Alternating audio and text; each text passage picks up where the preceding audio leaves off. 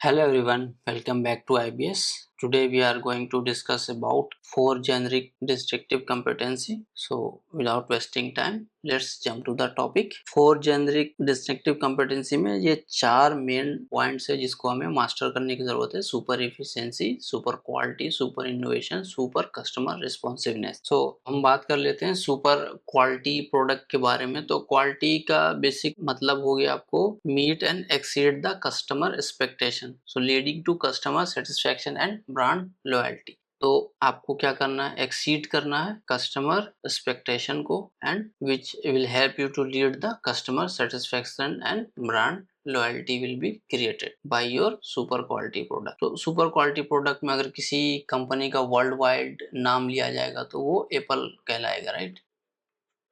क्योंकि इसका प्रोडक्ट जो होता है वो हाई क्वालिटी होता है, स्मूथ होता है, यूज़र फ्रेंडली होता है, टेक्नोलॉजी अच्छी होती है, प्रीमियम होता है, उसमें आपका फिशिंग होने का डर कम होता है, फिर उसमें से आपका अगर बैंक अकाउंट है तो उससे पैसा निकलने का डर कम होता है क्योंकि यहाँ पे सिक्योरिटी ज़्यादा स्ट्रांग होती है। तो ये सारे बेनिफिट हैं आपके एप्पल के, ठीक है। और इसका जो है डिज़ाइन वो बहुत अच्छा होता है, फंक्शनैलिटी बेहतरीन होती है, ड्यूरेबिलिटी भी बेहतर होती है, ठीक। तो डिज़ाइन हो गया, फंक्शनैलिटी हो गया, ड्यूरेबिलिटी, ये सारा मैटर करता है। और सुपर क्वालिटी प्रोडक्ट क्रिएट करने के लिए हम टू डायमेंशन लेते हैं। पहला है आपका प्रोडक्ट क्वालिटी और दूसरा है आपका product process quality. Product quality में आपका आ जाएगा फीचर, उसके बाद आ गया ड्यूरेबिलिटी एंड परफॉर्मेंस, और प्रोसेस क्वालिटी में आपका आ जाएगा कंसिस्टेंसी, कंसिस्टेंटली आपको क्वालिटी प्रोडक्ट देना है।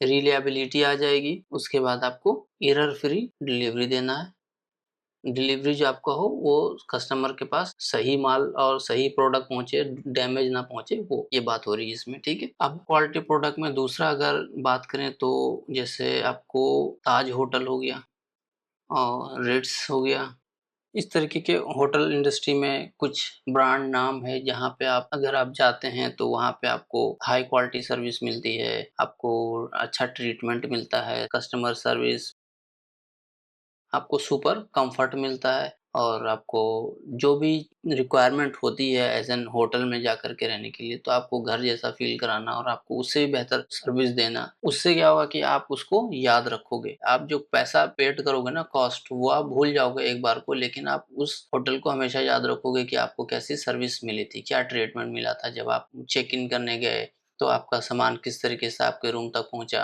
उसके अलावा होटल का एम्बियंस कैसा था, वहाँ पर का टेम्परेचर कैसा था, वहाँ के लोग किस तरीके से बात कर रहे थे, आपको रिसेप्शन पे कितना देर वेट करना पड़ा। अगर वहाँ पे भी आपको वेट करना पड़ा तो ऑब्वियसली आप चिड़चिड़ाओगे, you will not feel good, right? So that is why this kind of company highly focusing on the quality. Now if you talk about super innovation, so obviously by name it is suggesting we need to focus on innovation. तो आपके दिमाग में कौन सा नाम आता है super innovation की बात अगर हम करें तो? सुपर इनोवेशन में सबसे बड़ा नाम अगर कोई है वर्ल्ड वाइड तो वो है टेस्ला। टेस्ला इसलिए भी है क्योंकि इसने मार्केट में न्यू रिवॉल्यूशन लाया। रिवॉल्यूशन किस चीज़ का है? ईवी का revolution. Auto car, auto driving, self driving car, ये सब चीज़ें जो है वो टेस्ला के थ्रू मार्केट में आई है। ऑटोमोबाइल इंडस्ट्री में काफ़ी सारे चेंजेस आए हैं टेस्ला की वजह से। अब हम टाइप ऑफ इनोवेशन की बात करें तो सबसे पहले हो गया कंटिन्यू इम्प्रूवमेंट, ठीक है। दूसरा आपका हो गया डिस्ट्रप्टिव, यानी कि न्यू मार्केट क्रिएट करना, जो कि टेस्ला ने किया, ये सब। उसके बाद अगर हम बात करें प्रोसेस इनोवेशन में, improve the way of working, किस तरीके से आप काम करते हो। टेस्ला में आप कई सारे चैनल्स पे आपको बताया जाता है कि जो एलन मस्क है वो टेस्ला के फैक्ट्री में ही सोते थे और उन्होंने फैक्ट्री के सारे प्रोसेस को री-इवैल्यूएट किया था।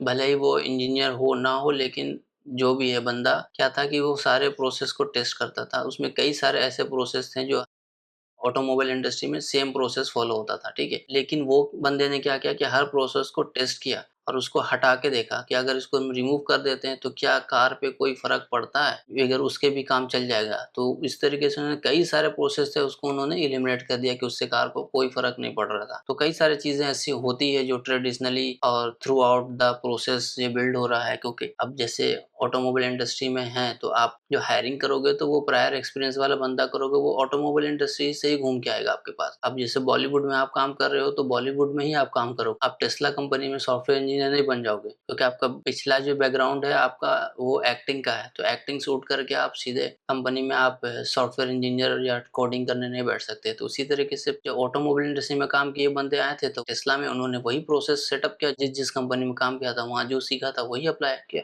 लेकिन इस बंदे ने आकर के सारे प्रोसेस को इवेलुएट किया और बहुत सारे प्रोसेस को एलिमिनेट कर दिया, और इस पे स्टोरी भी आपको मिल जाएगा यूट्यूब वगैरह पे कि कंपनी किस तरह से बहुत तेजी से ग्रोथ कर गई। ठीक है, so I think I am done for the day. Will see you into the next session. Stay tuned. Thank you very much for watching this video.